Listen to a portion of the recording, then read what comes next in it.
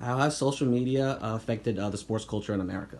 I think it's changed it drastically, for the for good and for worse. Actually, starting with good, I think social media has allowed fans to be able to connect with with one another, which I think is really great. Especially if you're not a fan of a team in the tri-state area, for example, you can now connect with fans all over the place and build somewhat of a community.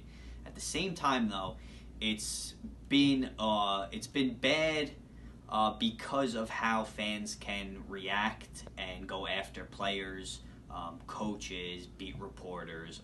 There'll always be internet trolls, and that really comes out, and they're both hand in hand. That leads to my next question. What is the value of player-team interaction with fans across social media? I think it could be good and bad.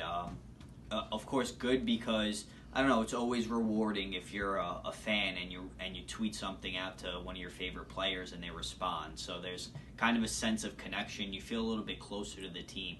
At the same time, though, like I mentioned earlier, you have those social media trolls that will instigate or go after a team or a specific player, and there's really no room or space for that.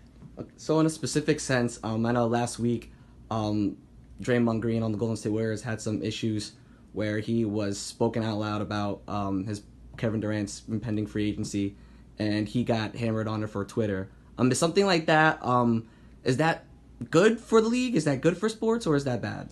I think it depends on the context of what's going on. For example, in a situation like that, I think it's good because it creates more conversation, and now that conversation becomes public, and it connects fans from all over to be able to have those conversations that at one point didn't exist.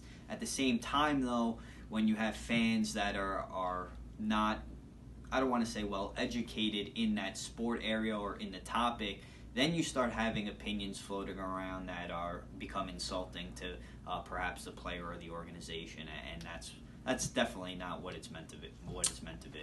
Do you think the sports culture now does it affect younger and students to be more appealed to sports? Yeah, I think so, because you can't go onto social media and not see a highlight or see clips of a press conference. So I think they're really just trying to be everywhere where the younger audiences are. They know that they're on Instagram, they know they're on Twitter, and they're using these, and Snapchat. They're using these social media platforms, so they're really trying to push their content to these people. Thank you.